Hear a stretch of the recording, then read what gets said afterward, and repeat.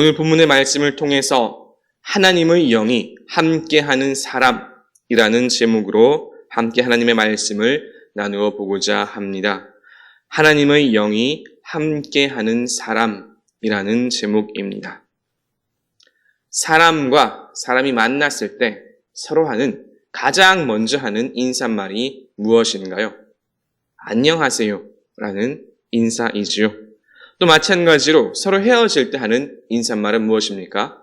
안녕히 가세요, 또 안녕히 계세요 라는 인사말입니다. 의미적으로 보면 안녕이라는 말은 평안할 안에 평안할 영이라고 해서 안녕하세요 라고 하는 이 인사는 상대방의 평안을 기원하는 인사다라고 할 수 있습니다. 성경에도 유대인들에게 이와 아주 비슷한 의미의 인사말이 있지요. 다들 잘 알고 계시듯이 바로 샬롬이라는 인사입니다.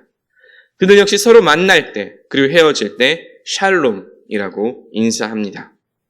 샬롬의 성경적인 여러 가지 의미들이 있겠지만 가장 대표적이고 일반적인 뜻이 바로 이 평안이라는 뜻입니다. 샬롬이라는 이 인사는 우리 안녕하세요라는 이 인사와 마찬가지로 상대방의 평안을 기원하는 인사입니다. 이처럼 사람은 누구나 다 평안하길 원합니다. 마음의 평화를 누리고 또 삶의 고민을 해결하길 원합니다. 조금 전에 이야기했던 바로 이 샬롬, 평안을 누리기를 모두가 다 원하지요. 그러면 우리 그리스도인들은 어떻게 하면 이 마음의, 영혼의 평안을 누릴 수 있을까요? 성경이 말씀하는 가장 분명하고 확실한 방법은 무엇일까요? 여기에 대해서 오늘 함께 말씀을 나누어 보고자 합니다. 오늘 말씀에는 마음의 평안, 영혼의 평안을 잃어버린 한 사람이 나옵니다. 이스라엘의 첫 번째 왕으로 택함받았던 바로 사울입니다. 사울의 시작은 참으로 아름답지요. 남들보다 훨씬 더 좋은 조건들을 가지고 있었음에도 그는 스스로를 작게 여기고 겸손하였습니다. 뿐만 아니라 자신을 시기하는 사람들도 품을 수 있는 마음의 여유까지 있었던 사람이었습니다. 그러나 오늘 말씀에 나타난 사울의 상태는 전혀 그렇지 못하지요. 오늘 말씀은 사울의 상태를 한마디로 번뇌하였다라고 표현합니다. 이 말은 두려워하고 괴로워하였다라는 뜻입니다. 어쩌다 전도 유망했던 이 사울이 이렇게 되어버리고 만 것일까요? 그 핵심의 이유는 하나님의 영이 그를 떠나버렸기 때문이다라고 오늘 성경의 말씀은 말씀합니다. 14절 말씀에 여호와의 영이 사울에게서 떠나고 여호와께서 부리시는 악령이 그를 번뇌하게 한지라라고 말씀합니다. 하나님의 영, 여호와의 영이 떠나자 사울의 괴로움이 시작된 것입니다. 이것이 오늘 말씀의 첫 번째 주제입니다. 하나님의 영이 떠나면 괴로움이 시작됩니다. 라는 것이지요. 하나님의 영이 떠나면 괴로움이 시작됩니다. 또 이것을 다르게 말하면 하나님께서 우리와 함께 하실 때 비로소 우리는 평안을 누릴 수 있다는 말이기도 합니다. 오늘 말씀은 사울 역시 마찬가지였습니다. 그가 처음에 하나님께 택하심을 받고 그래서 마음에 여유가 있고 겸손할 수 있었던 가장 분명한 이유는 하나님의 영이 그와 함께 하셨기 때문입니다. 사무엘상 10장 말씀에서 사무엘이 사울에게 기름을 붓고 하나님의 말씀을 들려줄 때 하나님의 영이 그에게 임하였고 이후에 사울은 선지자들과 함께 예언을 하기도 하지요. 사울이 하나님의 영에 감동되었을 때 그는 겸손하였고 마음의 여유가 있었으며 평안하였고 나아가 이스라엘 이방 나라들로부터 지켜내고 올바로 그 나라를 다스릴 수 있었습니다. 하지만 하나님의 영이 사울을 떠나자 모든 상황이 변하였습니다. 겸손하던 사울은 이제 더 이상 없고 마음의 여유도 사라지지요. 평안을 잃어버린 것입니다. 나중에 보면 자신을 그렇게 섬겼던 다윗조차 질투하여 죽이려고까지 합니다. 그의 삶의 선한 것을 더 이상 찾아보기 힘들고 번뇌와 괴로움만 가득해질 뿐입니다. 이 모든 것이 하나님의 영이 떠난 그 결과입니다. 우리 그리스도인들이 종종 잘못 생각하는 것 가운데 하나는 내 삶의 괴로움과 고민은 나를 둘러싼 환경과 상황이 달라졌기 때문이다라고 생각하는 것입니다. 이것은 크나큰 착각입니다. 그러나 이것은 세상 사람들이 도출하는 결과이고 잘못된 생각입니다. 이것은 영적인 진실이 아닙니다. 성경이 말씀하는 영적인 진실은 나를 둘러싼 상황이 달라졌기 때문에 괴로움이 임하는 것이 아니라, 문제가 생기는 것이 아니라, 진짜 영적인 진실은 내가 하나님을 떠나 살기 때문에, 하나님의 뜻과 다른 삶을 살아가기 때문에 그런 문제들이 내 삶에 나타나고 또 그렇게 상황이 변하는 것입니다. 오늘 말씀 14절 말씀에는 우리가 쉬이 오해할 수 있는 두 가지 요소가 담겨 있습니다. 그 첫 번째는 하나님의 영이 우리를 떠난다는 것입니다. 여러분, 우리를 사랑하시는 하나님께서, 그 독생자 아들까지 보내어 죽게 하신 그 하나님께서 우리를 먼저 떠나실까요? 하나님께서 먼저 우리를 버리고 떠나는 일은 절대로 없습니다. 그러면 무엇이 문제입니까? 왜 하나님께서 우리를 떠나는 것입니까? 그것은 우리가 먼저 하나님을 떠나기 때문입니다. 우리가 하나님을 떠나고 하나님의 말씀에 순종치 아니하면 그것이 곧 하나님의 영이 우리를 떠나게 되는 것과 다름없는 것입니다. 사울이 이를 가장 잘 보여주는 예이지요. 하나님께서 아무런 이유도 없이 갑자기 사울을 버리고 사울을 떠나셨습니까? 그렇지 않습니다. 우리가 지금까지 말씀을 통해 나누었듯이 사울은 처음 하나님께서 택하심을 그 받을 때와 달리 그는 교만히 행하였고 하나님의 말씀을 순종치 아니하였습니다. 하나님께서 원하시는 대로, 말씀하시는 대로 그렇게 행한 것이 아니라 내가 원하는 대로, 그 자신이 원하는 대로, 그가 보기 좋을 대로 행하였고 그는 결국 하나님께 버림받은 바 된 것입니다. 하나님께서 우리를 떠나는 것이 아닙니다. 우리가 하나님을 떠날 때, 하나님의 말씀을 떠나 살 때 하나님께로부터 오는 모든 그 좋은 것들을 상실케 되고 더 이상 하나님의 보호하심을 받을 수 없게 되는 것입니다. 결국 우리 삶에 괴로움이 시작되는 것입니다. 그리고 두 번째 잘못된 오해는 마치 하나님께서 악령을 부리셔서 사울을 괴롭게 한다는 것입니다. 물론 이것은 큰 의미에서 보면 틀린 말은 아닙니다. 왜냐하면 이 세상의 모든 권세는 하나님의 통치하심 그 아래에 있기 때문이지요. 그러나 오늘 이 구절을 구체적으로 제대로 알지 못하면 마치 하나님께서 악의 원인, 괴로움의 원인인 것처럼 생각할 수도 있습니다. 하나님께서 악령을 부리신다는 것은 하나님께서 어떤 직접적인 악한 목적을 위해서 악령을 보낸다는 뜻이 아닙니다. 이것은 그 악한 권세도 하나님의 권세 아래에, 하나님의 그 컨트롤 아래에 있다는 뜻입니다.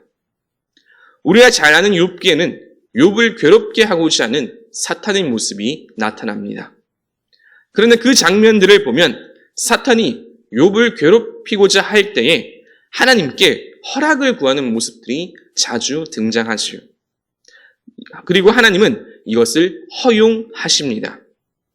하나님은 믿음의 연단과 증명을 위해서 일정 부분 허용하는 것입니다.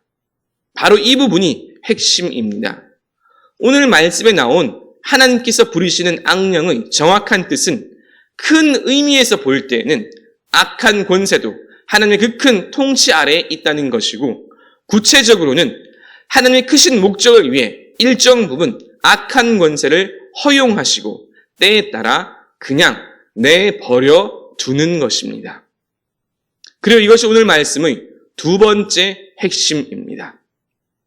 하나님의 심판은 그냥 내버려 두는 것입니다. 하나님의 심판은 그냥 내버려 두는 것입니다. 더 이상 하나님의 보호하심도 없고 더 이상 어떤 징계도 없습니다. 그래서 그 어떤 선한 영향력도 없이 그저 악한 영에 휘둘릴 수밖에 없습니다. 이것이 하나님을 떠난 사람이 받는 심판입니다. 다르게 말하면 하나님을 떠난 사람은 내 버려둠을 당함으로써 이미 심판받은 것입니다. 로마서 1장 28절 말씀, 또한 그들이 마음에 하나님 두기를 싫어하매 하나님께서 그들을 그 상실한 마음대로 내버려 두사 합당하지 못한 일을 하게 하셨으니 라고 말씀합니다.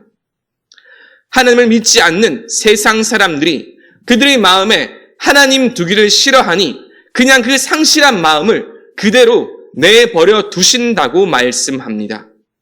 결국 그들은 세상의 온갖 악한 것들, 로마서 1장 29절에 나오는 말씀, 곧 모든 불의, 추악, 탐욕, 악의, 시기, 살인, 분쟁, 사기, 악독, 이 모든 것들에 그대로 노출될 수밖에 없고 이는 곧 이미 심판받은 채로 살아가게 되는 것입니다. 사울이 당한 것 역시 바로 이것입니다. 그래서 이 14절 말씀을 보다 분명하게 해석하면 이렇습니다. 사울이 먼저 하나님을 떠났기에 여호와의 영이 사울에게서 떠나고 그래서 더 이상 하나님의 보호하심을 입을 수 없게 된 사울은 결국 악령으로 인한 괴로움에 계속 내버려 두게 되었다라고 할 수 있습니다. 그런데 오늘 말씀에는 이와 같은 이 사울과 완벽하게 대조되는 한 인물도 함께 등장합니다. 바로 다윗입니다. 하나님의 영에 감동된 다윗은 이 다윗이 악기를 연주하자 악령이 떠나가고 또 사울의 그 괴로움도 잠시나마 멈추게 되지요. 이때부터 사울은 다윗을 아끼고 또 주목하기 시작합니다. 그러면 다윗에게 어떤 특별한 악령을 쫓는 그런 능력이 있었던 것일까요? 아니면 그의 연주에 어떤 신비한 힘이 담겨 있었던 것일까요? 혹 그가 가진 그 악기, 수금에 어떤 특별한 능력이 있었던 것입니까? 당연히 아니겠지요. 다윗이 악기를 연주함으로 그 악령을 쫓아낼 수 있었던 유일한 이유는 하나님의 영이 그와 다윗과 함께 하셨기 때문입니다. 마치 사울이 처음 하나님께 택함받고 하나님의 영이 그 사울과 함께 하셨던 것처럼 말이지요. 이것이 오늘의 세 번째 주제이자 결론과도 같습니다. 하나님의 영이 함께하는 사람은 악한 권세를 물리칠 수 있다는 것입니다. 그렇습니다. 하나님의 영이 함께하는 사람은 악한 권세를 능히 물리칠 수 있는 그 권세가 있음을 믿으시기 바랍니다. 조금 전에 나누었던 것처럼 다윗에게 어떤 특별한 능력이 있었기 때문에 악령을 쫓아낼 수 있었던 것이 아닙니다. 그의 어떤 능력이 있거나 혹 그의 연주나 악기의 힘이 있었던 것이 아니지요. 그가 이처럼 놀라운 권세를 보일 수 있었던 것은 하나님의 영이 그와 다윗과 함께 하셨기 때문입니다. 이 말씀이 중요한 이유는 우리도 하나님의 영이 우리와 함께 하시기만 하면 이와 같은 다윗과 같은 놀라운 권세를 누릴 수 있고 나아가 샬롬, 평안한 삶을 누릴 수 있다는 증거가 되기 때문입니다. 그렇게 이 말씀이 참으로 중요합니다. 그러면 핵심은 이것이겠지요. 어떻게 하면 하나님의 영이 우리와 함께 하시는가입니다. 여러분, 하나님의 영이 우리와 함께 하는 방법이 있다면 그 유일한 방법이 무엇이겠습니까?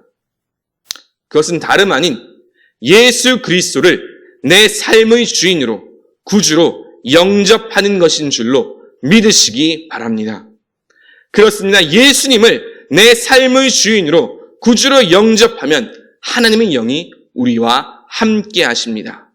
요한복음 1장 12절 말씀, 영접하는 자, 곧 그 이름을 믿는 자들에게는 하나님의 자녀가 되는 권세를 주셨으니 또 요한계시록 3장 20절 말씀, 볼지어다 내가 문 밖에 서서 두드리노니 누구든지 내 음성을 듣고 문을 열면 내가 그에게로 들어가 그와 더불어 먹고 그는 나와 더불어 먹으리라. 아멘. 이 밖에도 성경은 일관되게 계속해서 말씀합니다. 주님께서 우리의 마음 문을 두드리실 때 우리가 우리의 이 마음 문을 열고 주님을 영접하면 주님께서 우리와 더불어 먹고 마시고 우리와 함께 하시며 우리가 하나님의 자녀가 되는 그 권세를 누릴 수 있다고 성경은 일관되게 말씀합니다.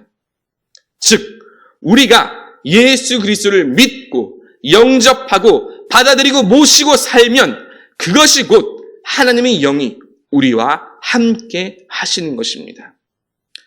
그렇기에 예수 그리스도를 구주로 고백한 우리는 사실 지금까지 이야기했던 이 모든 것들을 고민할 필요가 없는 것입니다.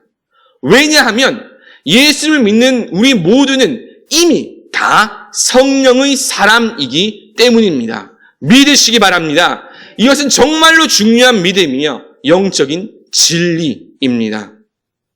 이제 말씀을 정리합니다. 오늘 본문의 말씀에 나타난 이 사울과 다윗의 이야기를 통해서 하나님의 영이 함께하는 사람이라는 주제로 함께 말씀을 나누었습니다. 우리 그리스도인들이 아름답고 평안한 삶을 살기 위한 필수 전제 조건은 하나님의 영, 성령이 우리와 동행하는가입니다. 사울의 이야기를 통해서 하나님의 영이 떠난 사람의 그 인생이 얼마나 안타깝고 괴로운지를 보았습니다. 이전에 그 겸손하고 아름다운 모습은 온데간데 없고 초조하고 괴롭고 악령에 휘둘리는 그 모습만이 남아 있습니다. 이 모든 것의 원인은 사울, 그가 먼저 하나님을 떠나고 하나님의 말씀을 순종치 아니하고 멀리했기 때문입니다. 하나님의 영, 성령을 잃는 유일한 방법이 있다면 그것은 내가 먼저 하나님을 떠나 사는 것입니다. 사울이 이렇게 하나님을 떠남으로 받은 그 심판은 내버려 둠의 심판입니다. 악령이 그를 흔들고 괴롭게 하여도 그는 속수무책으로 당할 수밖에 없습니다. 말 그대로 하나님의 가장 무서운 심판, 내버려 둠을 당했기 때문입니다. 그러나 오늘 말씀에는 이와 대조적인 모습의 다윗도 함께 등장합니다.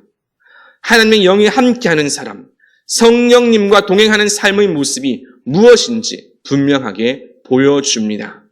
성령의 사람은 악한 권세를 능히 물리칠 수 있는 권세가 있습니다. 성령이 함께 하시기 때문입니다. 다윗, 그가 능력이 있는 것이 아니고 그 연주나 악기의 특별함이 있는 것도 아닙니다. 오직 성령의 능력으로 승리할 수 있습니다. 어떻게 하면 하나님의 영이 함께하는 사람, 성령의 사람이 될 수 있을까요? 그것은 다른 것이 아닙니다. 그저 예수 그리스도를 나의 구주로 삼고 영접하고 주님의 말씀에 순종하며 살아가는 것입니다. 예수 그리스도를 믿는 그 즉시로 우리는 하나님께서 함께 하시는 인생, 성령의 사람이 되는 줄로 믿으시기 바랍니다. 오늘도 내일도 그래서 항상 주님의 말씀에 순종하며 주님을 내 삶의 주인으로 모시고 살아가는 우리 모든 성령의 사람이 되시는 축복을 받는 우리 모든 성도들 되시길 주님의 이름으로 축원합니다. 말씀을 생각하시면서 찬송가 182장 함께 찬양 드리시겠습니다.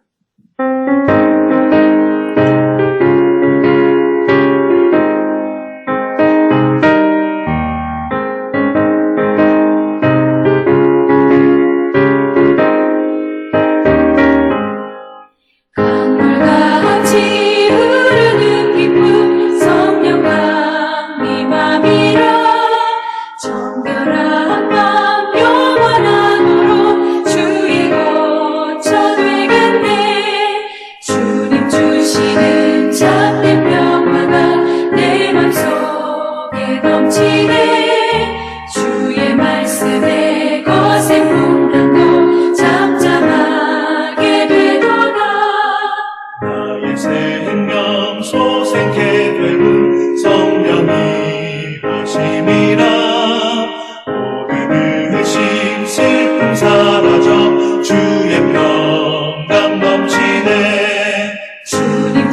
주시는 참된 평화가 내 맘속에 넘치네. 주의 말씀에 거센 풍랑도 잠잠하게 되도다.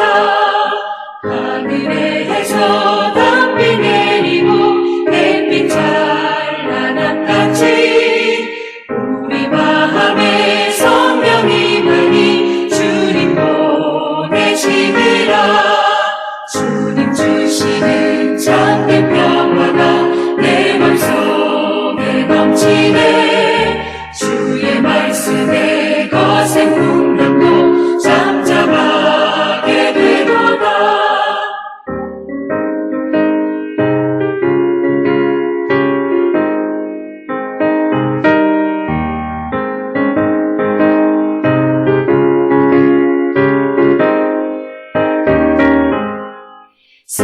생명시에 넘쳐 흘러서 마른 광야 적시니 의의 열매 무르익어서 주수를 기다리네. 주님 주시는 참된 평화가 내 맘속에 넘치네. 주의 말씀에 거센 풍랑도 잠잠하게 되도다. 놀라우신 주의 은혜로 그의 얼굴 뵙겠네.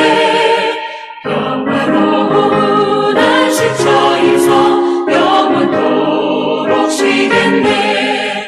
주님 주시는 참된 평화가 내 맘속에 넘치네.